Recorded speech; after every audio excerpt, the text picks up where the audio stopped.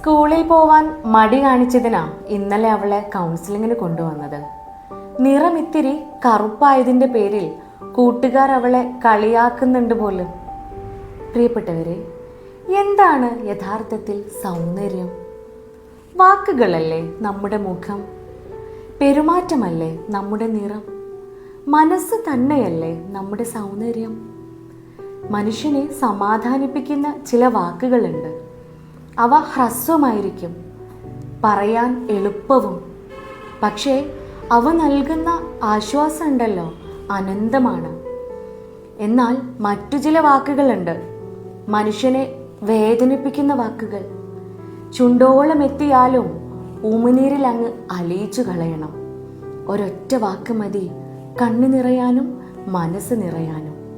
ഒരൊറ്റ വാക്ക് കൊണ്ട് നഷ്ടപ്പെടുന്ന ചിലതില്ലേ, 1000 വാക്കുകൾ കൊണ്ടും ഒരുപക്ഷെ തിരിച്ചെടുക്കാൻ സാധിച്ചോളണമെന്നില്ല. വാക്കുകൾക്ക് പറയുന്നവൻ നൽകുന്ന അർത്ഥമല്ല, കേൾക്കുന്നവൻ നൽകുന്ന അർത്ഥത്തെയാണ് പരിഗണിക്കേണ്ടത്. വാക്കുകൾ മനോഹരമാവട്ടെ, ബന്ധങ്ങൾ ഊഷ്മളമാവട്ടെ.